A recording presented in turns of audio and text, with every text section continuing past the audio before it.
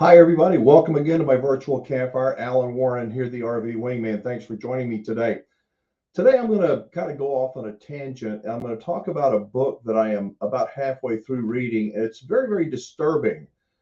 If you are unfamiliar with this channel and with me, now that I am semi-retired, I have a lot of time to read and to, ponder, I guess.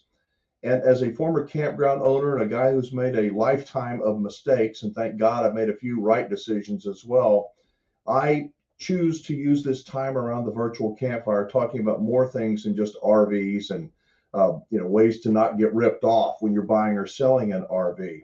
And today I'm going to do just that. You know what? Now that I mentioned it, if you've not yet downloaded my latest version of the free RV report, a link to it is in the description below. This is the 5th version of the free RV report. I have updated it to reflect current market conditions and maybe a look ahead at the market as I see it. So let me tell you about this book. The book is called Coddling of the American Mind: How Good Intentions and Bad Ideas Are Setting Up a Generation for Failure. It was written by two very educated, very smart people, and I have no idea of their political affiliation, but my gut tells me that they don't have the same political views as I do, but that doesn't matter to me. These are smart people, and I try to have an open mind. I think that smart people do have an open mind, and they're able to stop, pause, think, contemplate. And so that's what I do. Coddling of the American Mind: How Good Intentions, Bad Ideas Are Setting Up a Generation for Failure. So with that said, today I'm going to read an email that kind of caused me to do this video in the first place. And then I'm going to read you a little story I wrote with the help of AI. Yes. And so there's a meaning. It all kind of blends, if you will, with today's theme. This is from little font. Wingman is from Roland Barnes. Wingman, I find myself dropping in on your campfire talks from time to time. I want to give you something to think about. Every generation has complained about the younger generation that's growing up, how rebellious they are and how the world is going to hell, but somehow we all get by. Why is that? It's because young people have ideas that may be foreign to old people like us, but those ideas are what helps life be better, I guess it says, and easier. Aren't our lives better since the invention of the internet? And what about AI? Isn't that all about making our lives easier? What do you expect from young people? They're doing the best they can. Most are smarter today than we were at their age. And I, for one, think we should listen to their ideas and tolerate differences that obviously make you uncomfortable. We're going to be just fine, and it's the younger generation that will make sure of it. Please stop criticizing and stick to talking about RVs. Roland Barnes. Roland, thank you so much. And one of the good things I like about many things I like about this virtual campfire is that it gathers people from different points of view, like Roland and I. We see things differently. To me, easier doesn't always mean better. It doesn't. Easy is most of the time not the right decision over the long haul. I think that we have taken, generally speaking, we have taken the easy road in just about everything. Why? It's easy. I mean, the hard decision typically is not an easy decision. It's the best decision, however. That said, and the other thing is that you talk about the ideas are foreign to us, to old people. Well, I have a question for you. Are our ideas from my generation of baby boomers and many millennials now, foreign to young people? I think they are. And I believe that the values that baby boomers, many millennials, a growing number of millennials have, are going to stand the test of time better than Gen Z. Just saying. I'm not attacking Gen Z because it's not their fault. As I said, I'm reading this book. I'm halfway through it. And the book says that they're going to, offer some suggestions and optimism on changing the trajectory of where we are going. But so far, I don't see very many good choices. So you mentioned AI, Roland. Well, I somewhere read a story a long time ago that was, I don't know, it just meant something to me. And I couldn't remember who wrote it or where I found it. So I went to AI. Yes, went to AI and I started writing, thinking, okay, what is it? What was the story about? And so I entered the main components, and between my thoughts and AI, this is the story. And I think that it has a meaning. So bear with me as I read this little story, and you tell me, I'd like to know what your thoughts are. If you think that Roland is correct, that, hey, everything's going to be fine, or if you think that the values that, I don't know, reality that most of us that grew up in the 50s and 60s, and now many people in the 70s, that those realities of life will stand the test of time. All right, it goes like this. Once upon a time in the small village of Eldoria, there lived a young lad named Iman. Iman was an unusual young man who, who practiced his warrior skills for hours each day. No one was more revered. He was known throughout the land as a handsome, strong, skilled warrior, his prowess in battle unmatched by anyone in the village. He was also the most popular lad among the village's young women. With each victory, his pride swelled. The tales of his bravery echoed through the cobblestone streets, and his attractiveness to the opposite sex grew more and more. Sounds great, doesn't it? But one fateful day, as Iman was exploring the outskirts of Eldoria, he stumbled upon a mysterious object hidden deep within the enchanted forest. It was a small, intricately crafted orb that shimmered with an otherworldly glow. As Eamon approached, the orb spoke to him in a gentle, melodic voice. I am the oracle of all knowledge. I know everything and can show you anything you desire, anything, and I will always be with you, always. Filled with doubt, yet intrigued by the possibilities, Iman decided to put the oracle's claim to the test. He asked to be shown the most magnificent sights in the world, and with a mere whisper, the orb conjured up a breathtaking panorama of majestic mountains, cascading waterfalls, vibrant meadows. He asked to see then the ancient gladiators, and in an instant he was shown all of them. Iman was mesmerized. He asked the orb to show him the most beautiful woman in the world. Indeed, it was the most beautiful woman Iman had ever seen. The oracle continued to show him glimpses of distant lands, historic battles, of beautiful women, and even visions of his own future triumphs. Iman's connection with the oracle grew stronger by the day. But as time passed, Iman was so enamored with the oracle, he stopped practicing the warrior skills he had worked so hard to develop. The reputation he had built among the villagers was soon forgotten, as was the attention that he was no longer receiving from the women in the village. Yet he held closer and closer to the oracle of all knowledge, remembering those first words that it spoke to him. I can show you anything you desire, anything, and I will always be with you, always. I read that story or a version thereof, gosh, a year or two ago, and I'm thinking, isn't that the way we are? The little orb, the little oracle that speaks to us, that knows everything, that can tell us anything about anything. It's so attractive. And when we spend hours scrolling and scrolling and scrolling on it, we're not practicing our skills. We're not practicing the things that make us strong and who we are. They don't help us become a better person.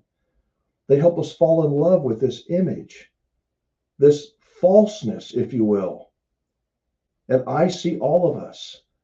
I wonder, if you're going to be honest, I'm going to be honest here. My internet time, on your iPhone, I know you got to get this information.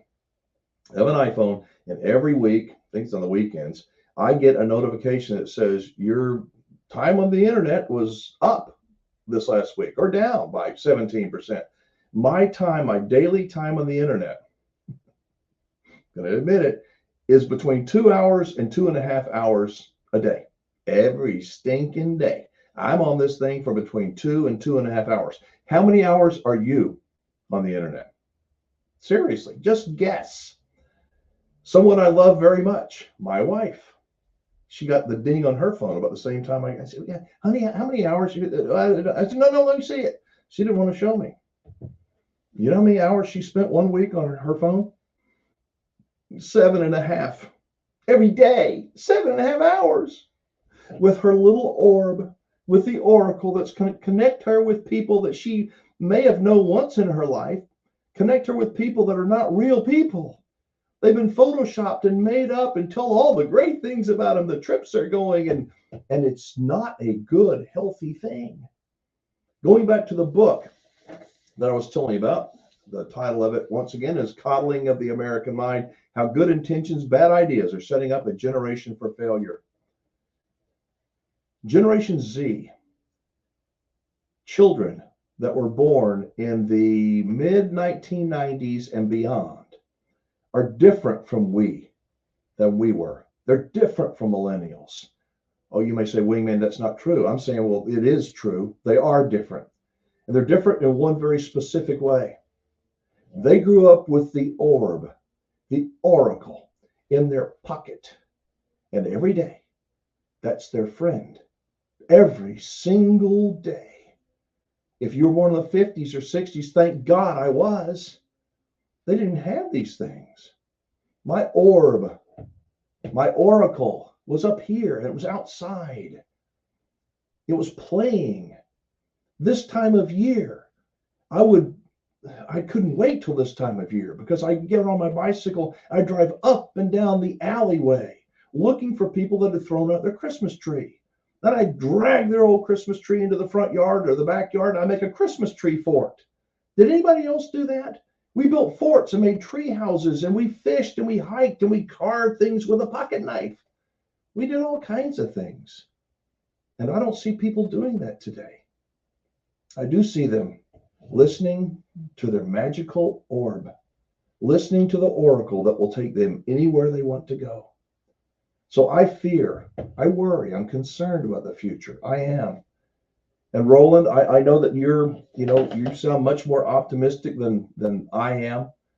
I do try to tolerate different ideas, new ideas, but there's some ideas that will stand the test of time long after you're gone, Roland, long after I'm gone. They're biblical principles. Without getting into the Bible, if you have a better set of principles to live by, if there is such a thing that works, please tell me, please let me know. I know that today's video is a little bit out there. I probably lost most of you with Iman and his magical orb that he stumbled upon. I don't know what the answer is. I don't know if there is an answer. When given a choice between something easy and something difficult, most people take the easy road. Most people procrastinate. It's in our nature. And when you can do little and still get a reward, why should you do anything? And what does that do? It lowers the bar for everybody. I see it everywhere I go. I live in San Antonio, Texas. And I'm not getting political. I promise I'm not. But in the last few years, I see people sleeping in front of strip centers. Lots of people, not just one, but back in the dumpster, dozens of them in different parts of town. Parts of town it would never happen before, ever. I see these people wandering around. They're distributed from these reception centers or whatever they're called. And they're wandering around. What are those people going to do? How can that possibly help us? Seriously. Do you think those people, most of them want a job? Let's go get a job and be a part of the American dream. I want to believe that. And then the other thing is this magical orb. Do we believe what it says? Do we believe what it tells us? We have to be very, very skeptical.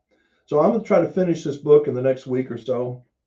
I got a lot of projects I'm trying to undertake here in 2024. But if you're looking for a good book, a disturbing book to read, and you have an open mind, it's called Coddling of the American Mind, How Good Intentions and Bad Ideas Are Setting Up a Generation for Failure. And you may be old like me, and you may say, well, it's tough for them, and it is. But who's going to take care of you when you're in a senior living facility? You want somebody that cares? Somebody that was raised with values and principles and empathy? Or just somebody that has a paycheck? Get them out of here. Next. Come on. Oh, hang on. What? I got a like on Facebook, on Instagram. I want somebody that cares. Teaching people to care. Teaching people to have discipline. It's a learned behavior. If we don't get them when they're young, when are they going to learn? There's a lot of problems. I don't know what the solution is. If you have any ideas for a solution, if you have better ideas than the biblical principles that most of us were taught when we were young, please share them with me. I would suggest, since many of you watching do go to campgrounds and national parks, state parks, so forth, start taking a baby step. Stop just tolerating. There are so many people, the media, educators, people in, corporate America, political correctness. They want us to just be tolerant, just be nice. It's going to be okay. I don't believe it. It is time to take a stand. Take a stand. You may be all by yourself. Hey, I feel like sometimes I'm out in the wind too, and I don't care. Somebody has to say something to some of these people, or just have more people lined up on the streets, more crime, more family disintegration. I see real storm clouds ahead, and I see hope as well. But the opportunity for hope, they're going away. It's narrower and narrower because fewer and fewer people are stepping up, standing up, doing the right thing. I'm guilty of it too. I made my daughter what she is today, and I should have been tougher on her. My dad was a hard ass. If I wanted it, I had to figure out how to go get it and work for it. And I didn't have a lot because I was lazy, but I learned to work. I learned to not be lazy. I learned the consequences. My daddy didn't love me, I thought, like some of the kids that lived down the street. Daddy bought him a car and daddy took him everywhere and fixed all the things for him. But I'm pretty happy how I turned out. But boy, at the time, my daddy was a mean, mean man. But man, I am so glad that he was today, because he taught me some things that you can't learn with your magical orb. And I think it's hard. It's harder today for kids to learn than ever. Families are important. Honesty is important. And I want to be honest with you. I do see opportunity, but we got to all step it up. And I think the easiest place to start doing it is in a campground. I really do. And also under your own roof. So that's it for today. I'm sorry for going on so long. Hopefully some of this made sense. Let me know what you think of today's subject. And Roland, thank you for your email. I mean it. I welcome dissenting points of view, if you will. I welcome your voicemails. I love hearing them. Listen to every single one. I get back to as many people as possible. It doesn't have to just be about RVs. If you made it this long and you didn't hear earlier, or you forgot until now, the latest edition of my free RV report is available, and you can click on the description of this video down below. It'll take you to the link. If you've already downloaded it before, there'll be a little thing on the right-hand side of the page that says download the report again. It's current, it's updated for 2024, and I know it will help save you thousands of dollars and prevent you from being ripped off. So thanks for joining me around this virtual campfire. I hope you're off to a great start to 2024, and I will see you again very, very soon. I'm Alan Warren, the RV Wingman. Be safe, have fun, play nice, and don't leave your good manners at home. Bye-bye, everybody.